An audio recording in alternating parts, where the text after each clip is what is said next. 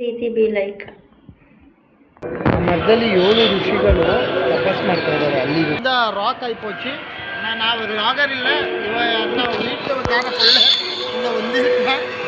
ಅದೇ ಇವಾಗ ಆ ಬೆಟ್ಟದ ಮೇಲ್ಗಡೆ ಅಲ್ಲಿ ದೀಪ ಇಡ್ತಾರೆ. ಅದೇ ಟೈಮಲ್ಲಿ ನಡಿಬೇಕು ಅಂತ ಹೇಳಿದ್ರೆ ಈ ಸಮಯದಲ್ಲಿ ನಡೆದ್ರೆ ನಮಗೆ ಫಲಗಳು. ಹುಣ್ಣಿಮೆಯಲ್ಲಿ ಇವಾಗ ಪವರ್ ಜಾಸ್ತಿ. ಇದು ಬೇಕು ಅದು ಬೇಕು ಅಂತ ಏನು ಕೇಳ್ಕೋಬೇಡ. ಏನು ಬೇಕು ಅಂತ ನಿನಗೆ ಗೊತ್ತು, ನಿನಗೆ ಗೊತ್ತಿರೋದ್ರ ಮುಂದೆ ನನಗೇನು ಗೊತ್ತಿಲ್ಲಪ್ಪ ಅಂತ ಹೇಳ್ಬಿಟ್ಟು ಬಿಟ್ಬಿಟ್ಟು ಬರ್ತಾ ಇರ್ಬೇಕಷ್ಟೆ. ಏನಕ್ಕೆ ಅವ್ರು ಮನುಷ್ಯರನ್ನ ಸೇರ್ತಾ ಇರಲಿಲ್ಲ ಅಂದರೆ ಅವ್ರು ಮನುಷ್ಯರ ಜೊತೆ ಸೇರಿದ್ರೆ ಬರೀ ಆಸೆ ಹುಡ್ಸೋರು ಹೇಳಿದಾಗ ಅವಾಗ ದೇವ್ರು ನಿಂಗೆ ಒಲಿತಾನೆ.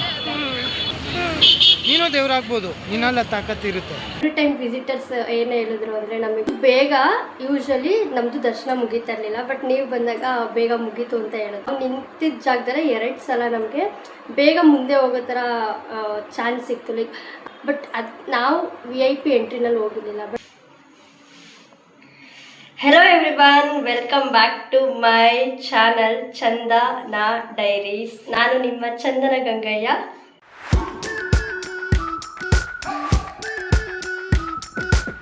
ಸೊ ನಾವಿವಾಗಿದ್ದೀವಿ ತಿರುವಣ್ಣಮಲೈಯಲ್ಲಿ, ತಮಿಳ್ನಾಡು. ಸೊ ಅಂದ್ಕೊಂಡಂಗೆ ಬಂದಿದ್ದೀವಿ. ಲಾಸ್ಟ್ ಮಂತೇ ಬರಬೇಕು ಅಂತ ಅಂದ್ಕೊಂಡಿದ್ವಿ, ಬಟ್ ಬರೋಕ್ಕಾಗಿರಲಿಲ್ಲ. ಇವಾಗ ಇದ್ದೀವಿ. ಪ್ರೀತಿ ಬಿ ಲೈಕ್ ಬೇಗ ಇದ್ಬಿಟ್ರಲ್ಲ ಅದಕ್ಕೆ. ಎಸ್ ಪ್ರೀತಿ, ಹಾಯ್ ಪ್ರೀತಿ, ಕವನ ಹೆಂಗನ್ಸ್ತೈತೆ? 4 ಗಂಟೆಗೆ ಎದ್ದು ನಿದ್ದೆ ಬರ್ತಾಯಿದೆ. ನೈಟ್ ಬೇರೆ 2:40 ಬಂದಿದ್ದು ನಾವು. ಸೊ ಎದ್ದು ಸ್ವಲ್ಪ ರೆಡಿಯಾಗಿ ಕೂತಿದ್ದೀವಿ. ಇವಾಗ ದೇವಸ್ಥಾನಕ್ಕೆ ಹೊರಡಬೇಕು ಅಷ್ಟೇ. ನಡೀರಿ. ನಮ್ಮ ಮನೋಜ್ ಅಣ್ಣ ಅವ್ರು ಹೇಳಿರೋ ಮಾಹಿತಿ ಪ್ರಕಾರ ಈ ರೋಡು ಇವಾಗ ಸ್ವಲ್ಪ ಫ್ರೀ ಇದೆ, ಆಮೇಲೆ ಫುಲ್ ಫಿಲ್ ಆಗಿರುತ್ತೆ ಈವ್ನಿಂಗ್ ಟೈಮ್ಗೆ ಅಂತ ಹೇಳ್ತಿದ್ದಾರೆ.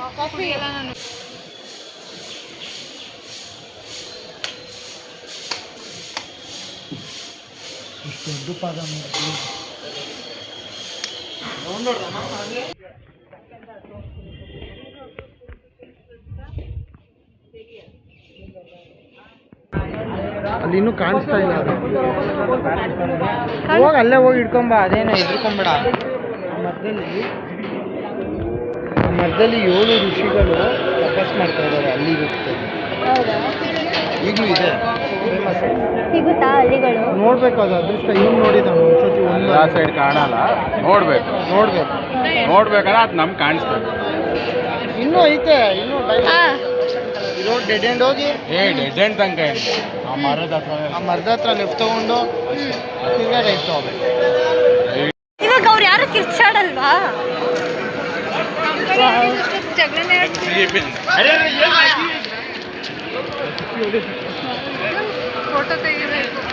ಏನು ಸಕ್ಕದಾಗಿ ಪಕ್ಷಿಗಳು ಹಾರಾಡ್ತಿವೆ.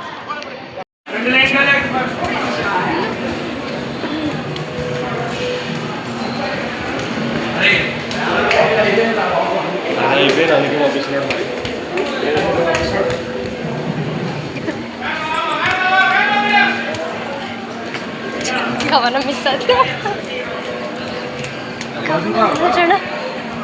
ಬಂದ್ರ ಅಯ್ಯೋ ಅಲ್ಲವ್ರು ಇನ್ನು.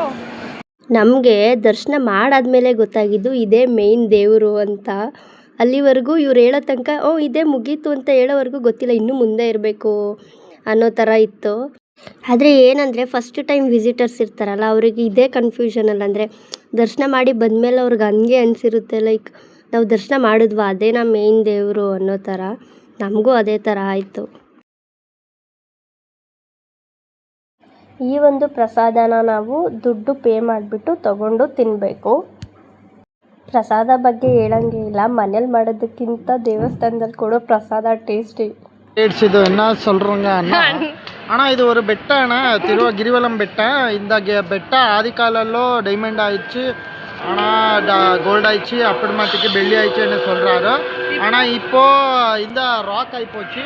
நான் ஒரு லாகர் இல்லை, வீட்டில் கார பொல்ல இந்த ಒಂದಿರುತ್ತ. ಅದೇ ಇವಾಗ ಆ ಬೆಟ್ಟದ ಮೇಲ್ಗಡೆ ಅಲ್ಲಿ ದೀಪ ಇಡ್ತಾರೆ. ಅದು ಕಾರ್ತಿಕ ದೀಪಂ ಅಂತ ಮಾಡ್ತಾರೆ. ಲಾಸ್ಟ್ ತಿಂಗಳು ಆಗಿದೆ ಇಲ್ಲಿ. ಅಲ್ಲಿ ಆ ತುದಿಯಲ್ಲಿ ದೀಪ ಹಚ್ಚಿದ್ರೆ ಒಂದು 15 ದಿವಸ ಆದರೂ ದೀಪ ಉರಿತಾನೆ ಇರುತ್ತೆ. ಅದೇ ಬೆಟ್ಟ, ಮೇಯ್ನ್ ಬೆಟ್ಟ ಅದು. ಇಲ್ಲಿಂದ ಇಟ್ಕೊಳ್ಳಿ.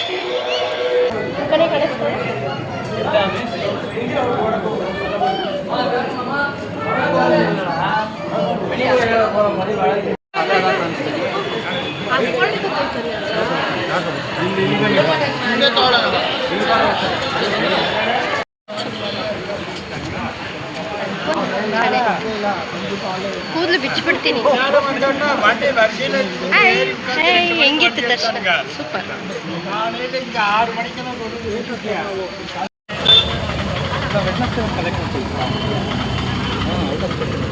ಫ್ರೀಯಾಗಿ ಒಂದು ಲಡ್ಡು ಕೊಡ್ಬೇಕು. ಫ್ರೀಯಾಗಿ ಒಂದೇ ಲಡ್ಡು. ಈಗಲೂ ಇಷ್ಟು ಕಾಲು ಸುಡ್ತೈತೆ. ಇನ್ನೇನಾದ್ರೂ ಮಧ್ಯಾಹ್ನ ಏನಾದರೂ ನಡೀರಿ, ಸೈಡಲ್ಲಿ ಹೋಗ್ಬೇಡಿ, ಅದೆಲ್ಲ ಗುಡ್ಸಿರ್ತಾರಲ್ಲ.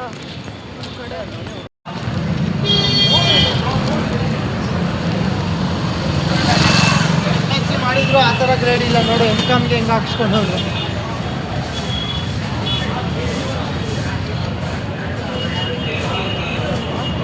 ನಡಿಬೇಕು ಅಂತ ಹೇಳಿ ಅದೇನಕ್ಕೆ ಅದೇ ಟೈಮಲ್ಲಿ ನಡಿಬೇಕು ಅಂತ ಹೇಳಿದ್ರೆ, ದೇವರು ಇವಾಗ ಹುಣ್ಣಿಮೆ ಸ್ಟಾರ್ಟ್ ಆಗಿದೆಯಲ್ಲ, ಇವಾಗ ದೇವ್ರು ಇವಾಗ ಪಟಕ್ಕೆ ಹೋಗುತ್ತೆ. ಈ ಸಮಯದಲ್ಲಿ ನಡೆದ್ರೆ ನಮಗೆ ಫಲಗಳು. ಈಗಿಂದ ನಾಳೆ ಇದ್ರವರೆಗೂ ದೇವರು ಇದ್ರಲ್ಲಿರುತ್ತೆ. ಪಟ್ಟ ಹುಣ್ಣಿಮೆಯಲ್ಲಿ ಇವಾಗ ಪವರ್ ಜಾಸ್ತಿ. ಈಗ ದೇವ್ರ ಅಮಾಸೆಯಲ್ಲಿ ರಾಕ್ಷಸರು ಪವರ್ ಜಾಸ್ತಿ, ಹುಣ್ಣಿಮೆಯಲ್ಲಿ ದೇವ್ರಿಗೆ ಪವರ್ ಜಾಸ್ತಿ. ಆದ್ರಿಂದ ಈಗ ದೇವ್ರಿಗೆ ಈಗ ಹುಣ್ಣಿಮೆ ಮಧ್ಯಾಹ್ನ 2 ಗಂಟೆಗೆ ಸ್ಟಾರ್ಟ್ ಆಯಿತು. ಅದಕ್ಕೆ ಈಗ ಪೂಜೆ ಪುನಸ್ಕಾರಗಳೆಲ್ಲ 6 ಗಂಟೆ ಮೇಲೆ ಸ್ಟಾರ್ಟ್ ಆಗುತ್ತೆ. ಈಗ ಎಷ್ಟೋ ಜನ ನಡೆಯೋದ್ರಿಂದ ದೇವ್ರಿಗೆ ಶಕ್ತಿ ತುಂಬಿದಂಗೆ ಆಗುತ್ತೆ. ಎಷ್ಟೋ ಜನ ದೇವ್ರನ್ನ ಸುತ್ತೋಡಿತಾ ಇರ್ತಾರಲ್ಲ, ಅವಾಗ ಏನು ಅಂದರೆ ಒಂದು ಮನೋಭಾವನೆ ಏನು ಅಂತ ಹೇಳಿದ್ರೆ, ನಮ್ಮ ಮನೋಭಾವನೆಗಳು ಏನು ಅಂತ ಹೇಳಿದ್ರೆ, ನಾವೆಲ್ಲ ರೌಂಡ್ ಹೊಡಿತಾ ಇರ್ತೀವಲ್ಲ, ದೇವ್ರಿಗೂ ಒಂದು ಎಲ್ಲರಿಗೂ ಅಹಂ ಇರುತ್ತಲ್ಲ, ದೇವ್ರಿಗೂ ಒಂದು ಅಹಮು. ನನ್ನ ಹತ್ರನೂ ಇಷ್ಟು ಭಕ್ತರಿದ್ದಾರೆ, ಅವರೆಲ್ರಿಗೂ ಒಳ್ಳೇದು ಮಾಡಬೇಕು ಅನ್ನೋದು ಅವ್ರದ್ದು. ಅದಕ್ಕೋಸ್ಕರ ಇವಾಗ ಜನ 6 ಗಂಟೆಯಿಂದ ಜಾಸ್ತಿ ಸ್ಟಾರ್ಟ್ ಮಾಡ್ತಾರೆ. ಒಂದು 10 ರಿಂದ 15 ಲಕ್ಷದವರೆಗೂ ಯೂಶ್ವಲಿ ನಡೀತಾರೆ. ಬಟ್ ಇವತ್ತು ಕಮ್ಮಿ ಆಗುತ್ತೆ, ಯಾಕಂದ್ರೆ ನಾಳೆ ಬೆಳಗ್ಗೆ ಗ್ರಹಣ ಇದೆ. ಇವತ್ತು ಅಂಥ ಕ್ರೌಡ್ ಬರಲ್ಲ. ಬಟ್ ಇಲ್ಲಿ ರಶ್ ನೋಡಿದ್ರೆ ಇವರೆಲ್ಲ ಇವಾಗ ದರ್ಶನ ಮುಗಿಸ್ಕೊಂಡು ಸ್ಟಾರ್ಟ್ ಮಾಡ್ತಾರೆ. ಒಬ್ಬೊಬ್ಬರು ರೌಂಡ್ ಹೊಡೆದು ಬಂದು ದರ್ಶನ ಮಾಡ್ತಾರೆ. ಒಬ್ಬೊಬ್ರದ್ದು ಒಂದೊಂದು ಮನೋಭಾವ. ಯೂಶಲಿ ದೊಡ್ಡ ದೇವಸ್ಥಾನದಲ್ಲಿ ನಮಗೆ 4 to 5 hours ಅಂತೂ ಮಿನಿಮಮ್ ಟೈಮ್ ತೊಗೊಳುತ್ತೆ ದರ್ಶನ ಆಗೋಕ್ಕೆ. ಬಟ್ ಇವತ್ತೊಂದು ಮಿರಾಕಲ್ ನಡೆಯಿತು ಅಂತ ಹೇಳೋಕ್ಕೆ ಇಷ್ಟಪಡ್ತೀನಿ. ನಮ್ಮ ಫ್ರೆಂಡ್ಸ್ ಎಲ್ಲ ಬಂದಿದ್ದರು ಬೆಂಗಳೂರಿಂದ. ತುಂಬ ಖುಷಿ ಆಯಿತು ಅವ್ರ ಜೊತೆ ನೋಡೋಕ್ಕೆ. ಏನಂದರೆ ಬೇಗ ಗೇಟೆಲ್ಲ ಓಪನ್ ಮಾಡಿ ಬಿಡ್ತಾಯಿದ್ರು. ಜೊತೆಗೆ ನಂದು ಇವತ್ತು ಒಂದು ಪರ್ಸನಲ್ ಒಂದು ಎಕ್ಸ್ಪೀರಿಯನ್ಸ್ ಶೇರ್ ಮಾಡಬೇಕು ಅಂದರೆ, ನಾನು ಅರೌಂಡ್ ಹಾಫ್ ಆನ್ ಅವರ್ವರೆಗೂ ನಾನು ಅಲ್ಲೇ ಅರೌಂಡ್ 30 ಸೆಕೆಂಡ್ಸ್ವರೆಗೂ ನಾನು ಅಲ್ಲೇ ದೇವಸ್ಥಾನದಲ್ಲಿ ಗರ್ಭಗುಡಿ ಒಳಗಡೆ ಇದ್ದೆ ಅಂತ ಹೇಳೋಕ್ಕೆ ಇಷ್ಟಪಡ್ತೀನಿ. ತುಂಬ ಖುಷಿ ಆಯಿತು ಇವತ್ತು ಫ್ರೆಂಡ್ಸ್ ಜೊತೆ ಎಲ್ಲ ಬಂದು ಒಂದು ದೈವ ಸನ್ನಿಧಿಲಿ ಇವತ್ತೊಂದು. ಎಷ್ಟು ಅವರ್ ನೀವು ದರ್ಶನ ಮಾಡ್ತಾ ಇದ್ರಿ ಇಲ್ಲಿ? 4 to 5 hours. ಮನೋಜಣ್ಣನ ಕೇಳೋಣ. ಮನೋಜಣ್ಣ ಇಲ್ಲಿ ಈ ಥರ ಡವ್ ಬೇಡ. ಇದು ಡವ್ಗಳು ಗೈಸ್. ಇದು ಸುಮ್ಮನೆ ನಾನು ಏನೋ ಕ್ವೆಶನ್ ಕೇಳ್ತಾ ಇದ್ದೀನಿ. ನೀವು ಯೂಶಲಿ ಬಂದಾಗ ಎಷ್ಟು ಅವರ್ಸ್ ಆಗ್ತಾ ಇತ್ತು? ಇವತ್ತು ಎಷ್ಟು ಅವರ್ಸ್ ಆಯಿತು ದರ್ಶನ ಮಾಡೋಕ್ಕೆ ಹೇಳಿ? ಭಗವಂತನ ಇಷ್ಟ ಯಾವಾಗ ಈ ಥರ ದೊಡ್ಡ ಮಾತುಗಳು. ಸೊ ಮಾರ್ನಿಂಗು ದರ್ಶನ ಮುಗಿಸ್ಕೊಂಡು ಟಿಫನ್ ಮಾಡಿ ರೂಮ್ಗೆ ಹೋಗಿ ರೆಸ್ಟ್ ಮಾಡಿದ್ವಿ. 10:30, 11 ಆಗಿತ್ತು. ಆಮೇಲೆ ಅಲ್ಲಿಂದ ಚೆಕ್ಔಟ್ ಆಗಿ ಇವಾಗ ಇಲ್ಲಿ ದೇವಸ್ಥಾನ ಹತ್ರ ಬಂದು ಕುತ್ಕೊಂಡು ಇವಾಗ ಟೈಮ್ ಎಷ್ಟು? ಇವಾಗ 6 o'clock. ಗಿರಿ ಪ್ರದರ್ಶನ ಮಾಡಿದ್ರೆ ಹುಣ್ಣಿಮೆ ಸ್ಟಾರ್ಟ್ ಆಗ್ತಿದೆಯಂತೆ ಇವಾಗ 6 ಸೊ ಗಿರಿ ಪ್ರದಕ್ಷಿಣೆ ಮಾಡೋದ್ರಿಂದ ಒಳ್ಳೇದಾಗುತ್ತೆ ಅಂತ ನಮ್ಮ ಮನೋಜ್ ಅಣ್ಣವ್ರು ಹೇಳಿದ್ದಾರೆ. ಸೊ ಇವಾಗ ಸ್ಟಾರ್ಟ್ ಮಾಡ್ತಾ ಇದ್ದೀವಿ, ಇವಾಗ ಹೋಗ್ತಾ ಇದ್ದೀವಿ ಅಷ್ಟೇ. ಬರ್ಡ್ಸ್ ಹಾರಾಡೋದೇ ಚೆಂದ ಇಲ್ಲಿ. ನಂಗೆ ತುಂಬ ಇಷ್ಟ ಆಯಿತು. What on architecture.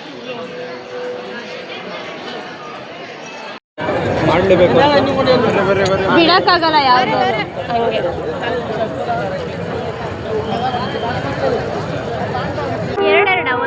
ಒಂದೊಂದು ನಿಮ್ಮ ಇಷ್ಟ.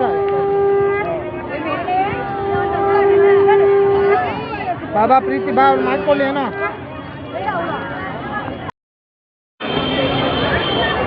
ಯಾವುದು ಲಿಂಗ ಹೇಳಿದ್ರಲ್ಲ ನೀವು? ಇಂದ್ರಲಿಂಗ ನೋಡಿ ಎಲ್ಲ ಇದೆ ಮೇಲೆ ಎಲ್ಲ ಹಾಂ. ಆಮೇಲೆ ಕನ್ನಡ ಇಂಗ್ಲೀಷಲ್ಲಿ ಎಲ್ಲಿದೆ? ಇಲ್ಲೇ ಇದೆಯಲ್ಲ ಇಂದ್ರಲಿಂಗ. ಓ, ಈ ಕಡೆ ಇದೆ. ಗಿರಿಮಂಡಲಂ ಡಿಸ್ಟೆನ್ಸ್ ಎಷ್ಟು ಲೆಫ್ಟ್ ಇದೆ ಅಂತಲೂ ತೋರಿಸೋಕೆ ಕೊಡ್ತಾರೆ ಪ್ರತಿಯೊಂದು ನೋಡಿ. ಇದು ಏನು ಹೇಳಿ? ಅದ್ರ ಬಗ್ಗೆ ಏನೋ ಹೇಳಿದ್ರಲ್ಲ? ಅದೇ ಅಷ್ಟದಿಕ್ಪಾಲಕರಾದ ಇಂದ್ರ ಇದಾರಲ್ಲ ಅವರಿಂದ ಫಸ್ಟ್ ಲಿಂಗ.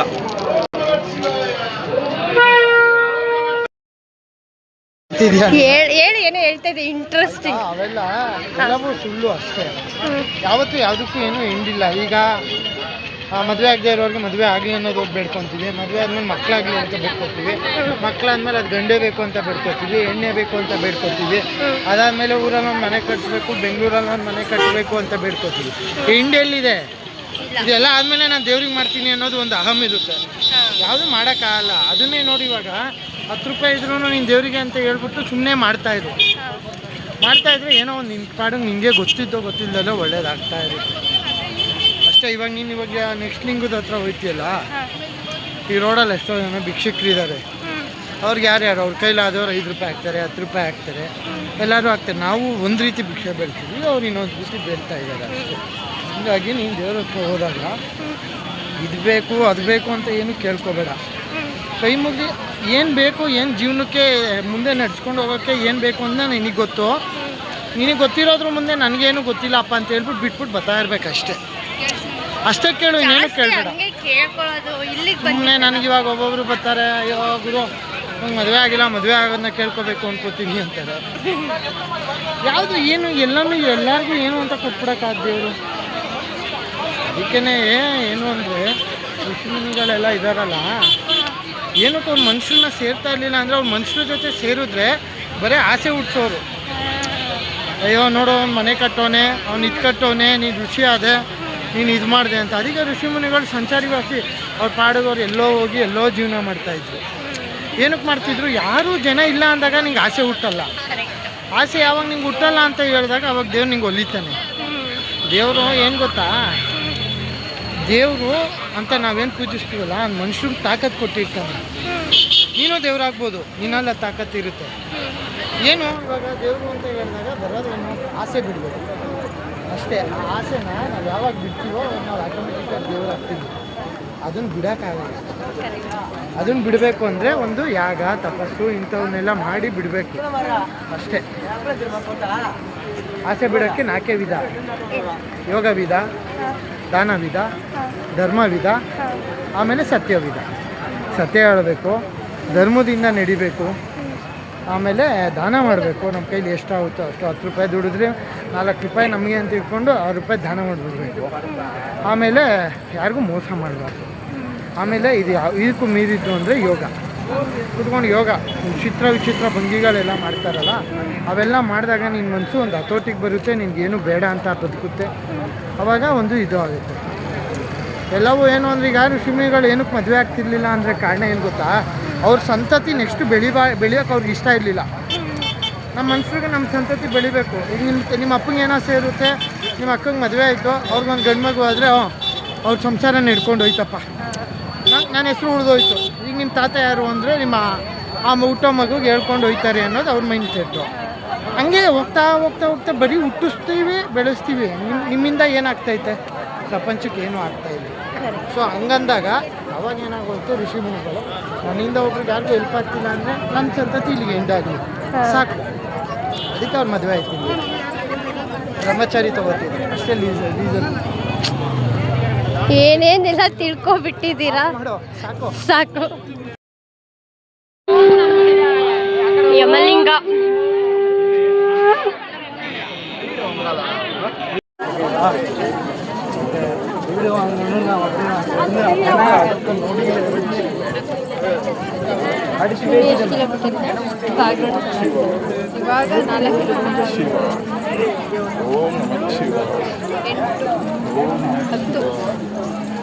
4 ಅಷ್ಟೇ ಆಗಿದೆ.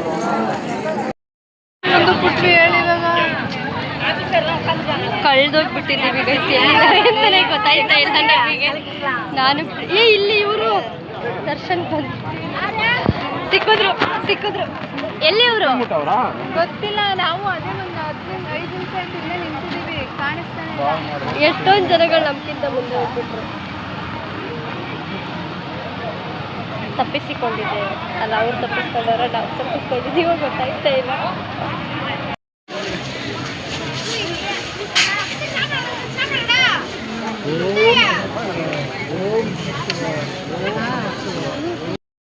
ಸೂರ್ಯಲಿಂಗ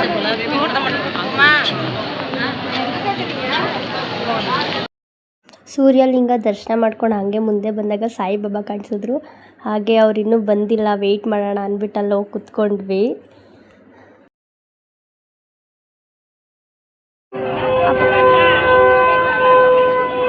ಇದು ವರುಣಲಿಂಗ. ಕರೆಂಟೇ ಹೊರಟೋಯ್ತು.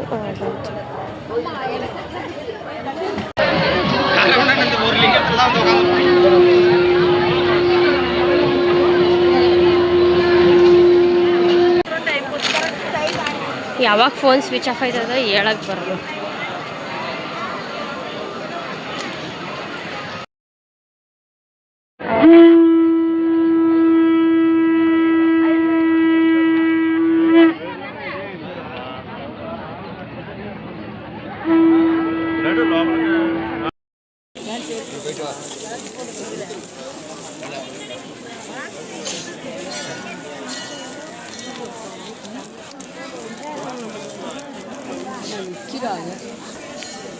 ಸೊ ಫೈನಲಿ ವೆರಿ ರೀಸೆಂಟಾಗಿ ನನ್ನ ವಿಶ್ ಲಿಸ್ಟಿಗೆ ಆ್ಯಡ್ ಆಗಿದ್ದ ತಿರುವಣ್ಣಾಮಲೈಗೆ ಹೋಗ್ಬಿಟ್ಟು ಬಂದಿದ್ದೆ. ಒಂದು ಖುಷಿ ನನಗೆ. ಬಿಟ್ಟು ಅಲ್ಲೊಂದು ಕೆಲವೊಂದು ಎಕ್ಸ್ಪೀರಿಯನ್ಸಸ್ಗಳು ಮಾತ್ರ ಚೆನ್ನಾಗಿತ್ತು. ಅಲ್ಲಿ ಹೋಗಿದ್ದು ಪ್ರತಿಯೊಬ್ಬರಿಗೂ, ಅಂದರೆ ಫಸ್ಟ್ ಟೈಮ್ ವಿಸಿಟರ್ಸ್ಗೆ, ಎವ್ರಿ ಟೈಮ್ ಹೋಗೋರಿಗೆ ನನಗೆ ಗೊತ್ತಿಲ್ಲ, ಬಟ್ ಫಸ್ಟ್ ಟೈಮ್ ವಿಸಿಟರ್ಸ್ಗೆ ನನಗೆ ಗೊತ್ತಿರೋ ಪ್ರಕಾರ ಒಂದು ಡಿಫ್ರೆಂಟ್ ಎಕ್ಸ್ಪೀರಿಯನ್ಸ್ ಒಬ್ಬೊಬ್ರಿಗೆ ಆಗಿರುತ್ತೆ, ಬೇರೆ ಬೇರೆ ಥರ. ಆ ಥರ ನಮಗೂ ಆಯಿತು. ಅದೇ ಒಂಥರ ಖುಷಿ ನಮಗೆ. ಲೈಕ್ ಸ್ಟಾರ್ಟಿಂಗ್ ನಾವು ಫಸ್ಟು ಮೇನ್ ಟೆಂಪಲ್ಗೆ ನಾವು ಬೆಳಿಗ್ಗೆ ದರ್ಶನ ಮಾಡಿದ್ವಿ. ಅದಾದಮೇಲೆ ಗಿರಿ ಪ್ರದಕ್ಷಿಣೆ ಸ್ಟಾರ್ಟ್ ಮಾಡಿದ್ದು. ಯೂಶ್ವಲಿ ಎಲ್ಲರೂ ಗಿರಿ ಪ್ರದಕ್ಷಿಣೆ ಆದಮೇಲೆ ದೇವಸ್ಥಾನಕ್ಕೆ ಹೋಗ್ತಾರೆ, ಬಟ್ ನಾವು ಮುಂಚೆನೇ ದೇವಸ್ಥಾನಕ್ಕೆ ಹೋಗಿ ಆಮೇಲೆ ಗಿರಿ ಪ್ರದಕ್ಷಿಣೆ ಹಾಕಿದ್ದು, ಯಾಕಂದರೆ ಬರೋಕ್ಕೆ ಲೇಟ್ ಆಗುತ್ತೆ ಅಂತ. ಸೊ ಮಾರ್ನಿಂಗ್ 6:30ಗೆ ದೇವಸ್ಥಾನಕ್ಕೆ ದರ್ಶನಕ್ಕಂತ ಹೋದಾಗ ಮುಗ್ದಿದ್ದು ಅರೌಂಡ್ 10-10:30 ಆಗಿತ್ತು. ನಿಧಾನಕ್ಕೆ ಈಚೆ ಬರೋ ಅಷ್ಟರಲ್ಲಿ ಫೋಟೋ ತೆಕ್ಕೊಂಡು ಮೇ ಬಿ 10-15 ಅಷ್ಟೂ ಆಗಿಲ್ಲ, ಒಳಗಡೆನೇ ಆಗಿದೆ. ಲೈಕ್ ಎವ್ರಿ ಟೈಮ್ ವಿಸಿಟರ್ಸ್ ಏನು ಹೇಳಿದ್ರು ಅಂದರೆ, ನಮಗೆ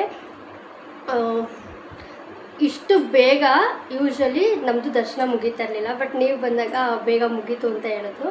ಆಮೇಲೆ ಇನ್ನೊಂದೇನೆಂದರೆ, ನಾವು ನಿಂತಿದ್ದ ಜಾಗದಲ್ಲಿ 2 ಸಲ ನಮಗೆ ಬೇಗ ಮುಂದೆ ಹೋಗೋ ಥರ ಚಾನ್ಸ್ ಸಿಕ್ತು. ಲೈಕ್ ಅದು VIP ಎಂಟ್ರಿಯಲ್ಲಿ ಕಳಿಸ್ತಾಯಿದ್ರು, ಬಟ್ ನಾವು VIP ಎಂಟ್ರಿನಲ್ಲಿ ಹೋಗಿರಲಿಲ್ಲ, ಬಟ್ ಕಳಿಸ್ತಾಯಿದ್ರು.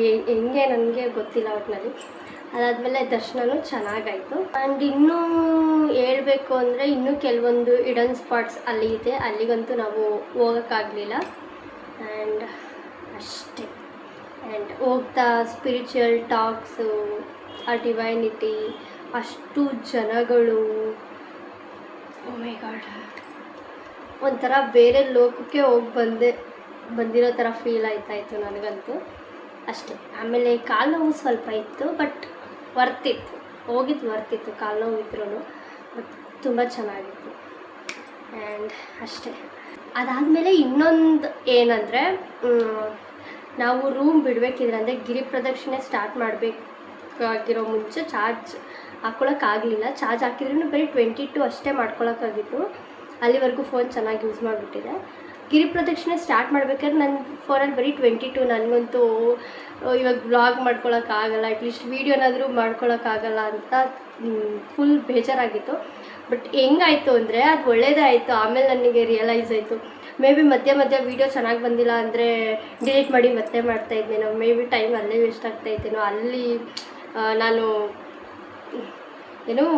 ಫೋನಲ್ಲಿ ಸ್ವಲ್ಪ ಜಾಸ್ತಿ ಯೂಸ್ ಮಾಡ್ತಿದ್ದೆ ಅನಿಸ್ತು. ಬಟ್ ಅಲ್ಲೇನಾಯಿತು ಅಂದರೆ, ಫೋನ್ ಎತ್ಕೊಳ್ಳೋದು ಇವಾಗ ಅಷ್ಟಲಿಂಗಗಳನ್ನ ದರ್ಶನ ಮಾಡ್ಬೇಕಾದ್ರೆ ಮಾತ್ರ ನಾನು ವೀಡಿಯೋ ತೊಗೊಳ್ಳೋಣ ಸಾಕು ಅಂತ ಅಂದ್ಕೊಂಡಿದ್ದು. ಒಂದು ಲಿಂಗಕ್ಕೆ ಹೋದಾಗ ಹಿಂಗೆ ಎತ್ಕೊಳ್ಳೋದು, ಜಸ್ಟ್ ಒಂದು ವೀಡಿಯೋ ಮಾಡ್ಕೊಳ್ಳೋದು, ಇಡೋದು. ಆ ಗ್ಯಾಪಲ್ಲಿ ನಾನು ಬೇರೆ ಫೋನ್ ಹೆಂಗೆ ಬಂದಿದೆ ವೀಡಿಯೋ ಅಂತಲೂ ನೋಡೋಕ್ಕೆ ಹೋಗ್ತಾ ಇರಲಿಲ್ಲ. ಸೊ ಚಾರ್ಜ್ ಸೇವ್ ಮಾಡಬೇಕು ಅಂತ. ಸೊ ಆಮೇಲೆ ರಿಯಲೈಸ್ ಆಯಿತು, ಒಳ್ಳೇದೇ ಆಯಿತು ಕರೆಕ್ಟು ಅಂತ ಅನ್ಕೋತಾ ಇದ್ದೆ. ಆಮೇಲೆ ಲಾಸ್ಟ್ ಹಂಗಿದ್ರೂ ಲಾಸ್ಟಲ್ಲಿ ಒಂದು ಲಿಂಗದ್ದು ವೀಡಿಯೋ ಮಾಡ್ಕೊಳ್ಳೋಷ್ಟು ನನ್ನದು ಫೋನ್ ಸ್ವಿಚ್ ಆಫ್ ಆಯಿತು. ಸೊ ಪ್ರೀತಿ ಫೋನಲ್ಲಿ ಎತ್ಕೊಂಡು ವೀಡಿಯೋ ಮಾಡಿಕೊಂಡೆ ಅಷ್ಟೇ. ಅದಾದಮೇಲೆ ಫುಲ್ಲು ಸ್ವಿಚ್ ಆಫ್ ಹೋಗಯ್ಯ. ಆಮೇಲೆ ಲಾಸ್ಟಲ್ಲಿ ಎಂಡಿಂಗ್ ವೀಡಿಯೋನೇ ಮಾಡ್ಕೊಳಕ್ಕಾಗಿರಲಿಲ್ಲ. ಸೊ ಅದಕ್ಕೆ ಇವಾಗ ಮಾಡೋಣ, ಕೆಲವೊಂದು ಎಕ್ಸ್ಪೀರಿಯನ್ಸಸ್ ಅಟ್ಲೀಸ್ಟ್ ನಂಗೆ ನೆನಪಲ್ಲಾದರೂ ಉಳಿಬೇಕು, ಹೆಂಗೆ ಎಕ್ಸ್ಪೀರಿಯನ್ಸ್ ಆಯಿತು ಅಂತ ಹೇಳೋಣ ಅಂತ ಇವಾಗ ವೀಡಿಯೋ ಮಾಡಿದೆ ಅಷ್ಟೇ. ಆ್ಯಂಡ್ ಇದಾಗಿತ್ತು ನಮ್ಮ ತಿರುವಣ್ಣಾಮಲೈ ಒಂದು ಪುಟ್ಟ ವ್ಲಾಗ್. ತುಂಬ ಚೆನ್ನಾಗಿತ್ತು, ಒಂದು ಒಳ್ಳೆ ಎಕ್ಸ್ಪೀರಿಯನ್ಸು. ಆ್ಯಂಡ್ ಈ ವಿಡಿಯೋನ ನಾನು ಇಲ್ಲಿಗೆ ಎಂಡ್ ಮಾಡ್ತಾಯಿದ್ದೀನಿ. ನಾನು ನಿಮಗೆ ಮುಂದಿನ ವೀಡಿಯೋದಲ್ಲಿ ಸಿಗ್ತೀನಿ. ಅಲ್ಲಿವರೆಗೂ ನಗ್ತಾ ಇರಿ, ಖುಷಿಯಾಗಿರಿ, ಬಾಯ್. ಆ್ಯಂಡ್ ನೀವೇನಾದರೂ ನನ್ನ ಚಾನಲ್ನ ಫಸ್ಟ್ ಟೈಮ್ ನೋಡ್ತಾಯಿದ್ರೆ ಪ್ಲೀಸ್ ಸಬ್ಸ್ಕ್ರೈಬ್ ಮಾಡ್ಕೊಳ್ಳಿ, ಲೈಕ್ ಮಾಡಿ ವಿಡಿಯೋ ಇಷ್ಟ ಆದರೆ. And bye bye.